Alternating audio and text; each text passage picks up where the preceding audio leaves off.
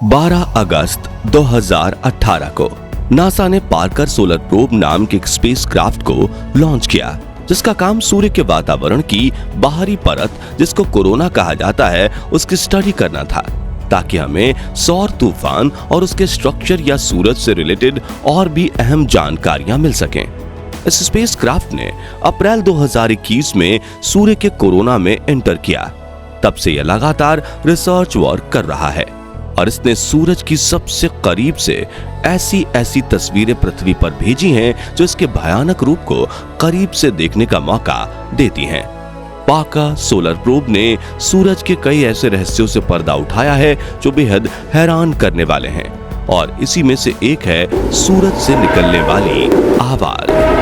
साथियों, कभी पीला तो कभी लाल, अंगारों जैसा दिखने वाला सूरज गर्मियों में ऐसा लगता है मानो पृथ्वी के बेहद करीब आकर आग बरसा रहा हो, लेकिन ये हमसे 15 करोड़ किलोमीटर दूर मौजूद एक तारा है, और अगर सूरज ना होता तो शायद आज पृथ्वी पर जीवन संभव नहीं होता।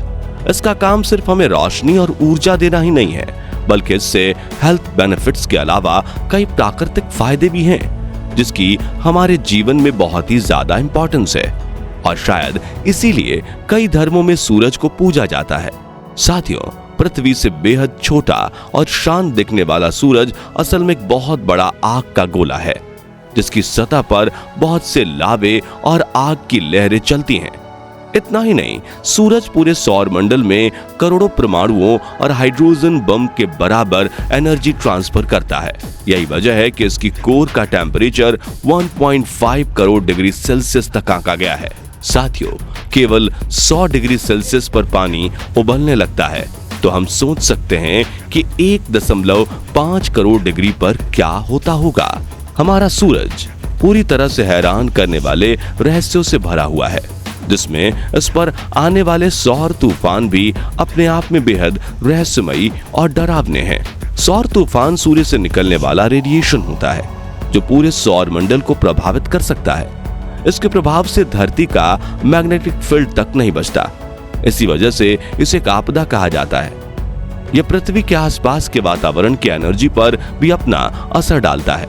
हालांकि सौर तूफान पहले भी कई बार पृथ्वी से टकरा चुका है। 1989 में यह कनाडा क्यूबेक शहर में आया था, जिसकी वजह से यहां 12 घंटे तक बिजली नहीं आई थी, और इसने इतनी तबाही मचाई कि इससे अरबों डॉलर का नुकसान हो गया। इस सौर तूफान का पृथ्वी की कक्षाओं में छोड़े हुए मानव निर्मित सैटेलाइट्स पर भी बहुत बुरा प्रभाव पड़ा था, जिससे कम्युनिकेशन ठप हो गया था और कई प्रॉब्लम से गुजरना पड़ा था, जिसे वापस रिकवर में काफी वक्त लगा। इससे पहले 1859 में भी सौर तूफान आया था। तब अमेरिका और यूरोप में टेलीग्राफ नेटवर्क तबाह हो गया था।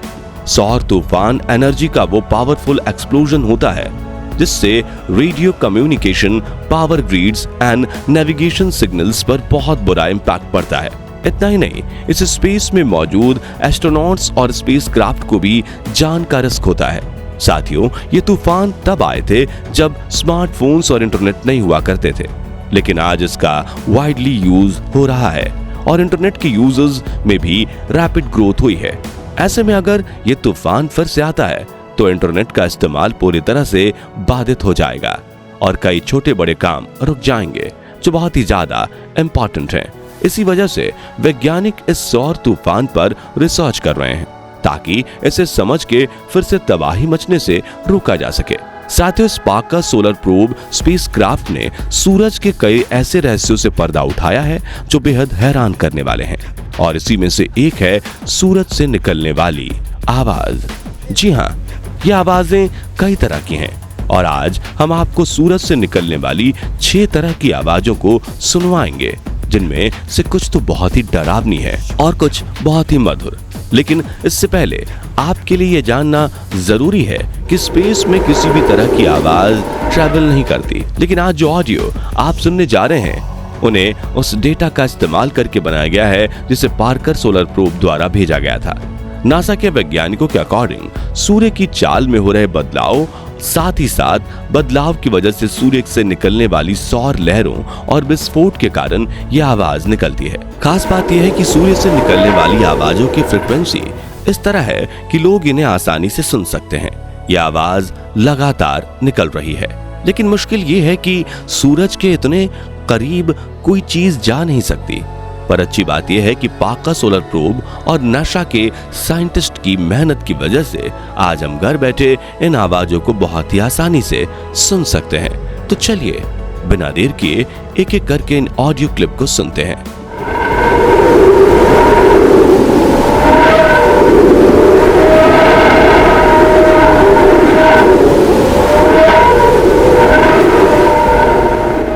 ये पहली ऑडियो जिससे आपको सूरज और उसके आसपास होने वाले हलचल का अंदाजा लग गया होगा। नासा के साइंटिस्ट का कहना है कि इस ऑडियो में जो आवाज ऊपर और नीचे हो रही है वो सूर्य के वातावरण में मौजूद गैसों के दबाव में तेजी से होने वाले बदलाव की वजह से है। इसके अलावा जो वीडियो आप स्क्रीन पर देख रहे हैं ये भी पाका सोलर प्रोब द्वारा ही रिकॉर्ड की गई है, जिसमें आप साफ तौर पर सूरज से निकलने वाले पार्टिकल्स को तेजी से ट्रैवल करते देख सकते हैं। अब सुनते हैं दूसरी ऑडियो जो सूर्य के और भी करीब जाकर गैसों में होने वाले बदलाव और पार्टिकल्स के दबाव में रिकॉर्ड की गई थी।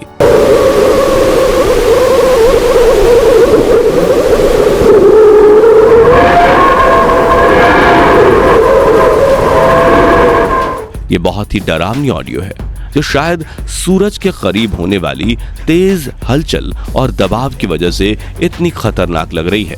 इस ऑडियो को साइंटिस्ट ने एक नाम दिया है विशलर मोड वेव्स, क्योंकि इस आवाज को सुनने पर ऐसा लगता है कोई सीटी बजा रहा हो जो कभी बहुत तेज तो कभी स्लो हो रही है। अब सुनते हैं तीसरी ऑडियो।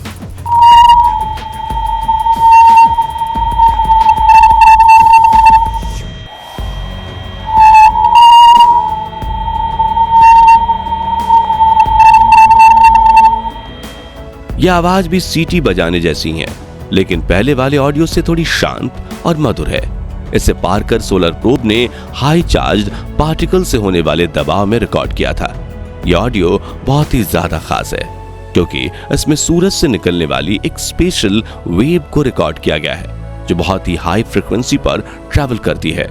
इसलिए इसे साइंटिस्ट ने लैंगोमियर वेव्स नाम दिया है। अब बढ़ते हैं चौथी ऑडियो की तरफ जो इन सबसे बिल्कुल अलग है, क्योंकि ये आवाज सूरज से निकलने वाले शोर और तूफान के वेव से पैदा होती है।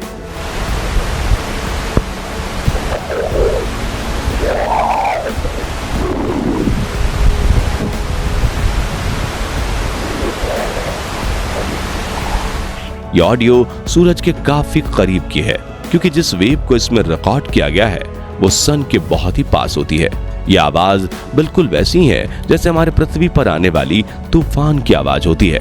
खैर, अब आगे बढ़ते हैं पांचवी ऑडियो को सुनते हैं जो हो सकता है कि आपको लास्ट ऑडियो जैसी ही लगे, लेकिन इसका डेटा बिल्कुल अलग है और इसे सूरज के और भी पास जाकर रिकॉर्ड किया गया डेटा बनाया गया है।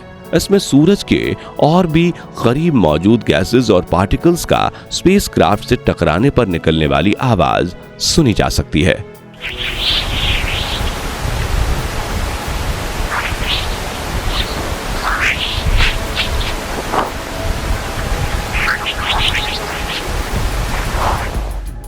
इस ऑडियो क्लिप को बनाने में सूरज के करीब होने वाले मैग्नेटिक फील्ड में बदलाव को भी रिकॉर्ड किया गया है।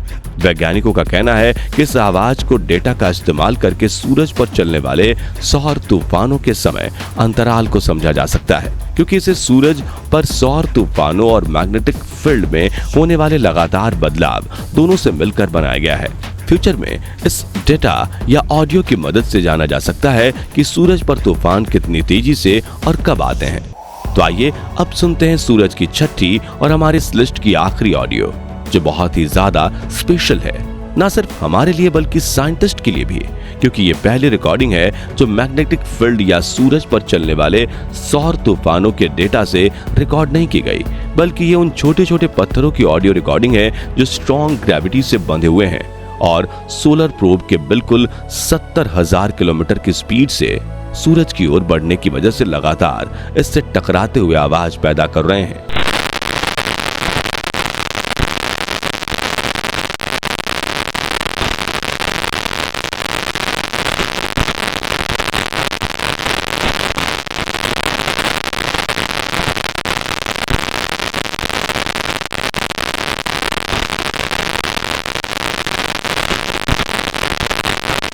इस ऑडियो क्लिप को सुनने के बाद आपको अंदाजा लग गया होगा कि कितनी तेजी से पत्थर या डस्ट पार्टिकल इस स्पेसक्राफ्ट से टकरा रहे हैं। ऐसे में अगर कोई और स्पेसक्राफ्ट होता तो वो टूट के बिखर जाता, लेकिन पार्कर सोलर प्रोब को नासा के साइंटिस्ट ने स्पेशली ऐसे ही डिजाइन किया है कि वो इस तरह की टफ कंडीशन में सरवाइव कर सके और सूरज के करीब की तेज गर्मी, प्रेशर और पार्टिकल के टकराव का कोई भी असर ना हो। इसलिए ये पिछले 5 सालों से लगातार सूरज से जुड़ी जानकारियां हमारे पास भेज रहा है और हम उम्मीद कर सकते हैं कि आने वाले सालों में हमें सूरज की और भी रहस्यमयी आवाजें सुनने को मिलेंगी। बाकी हमारी आज की इस वीडियो में बस इतना ही। वीडियो अच्छी लगी हो तो इसे लाइक और शेयर जरूर करना, और अगर आप चैनल पर नए हैं तो चैनल को सब्सक्राइब भी जरूर करें। मिलते हैं जल्दी ऐसी एक और इंटरेस्टिंग वीडियो में, तब तक के लिए गुड बाय।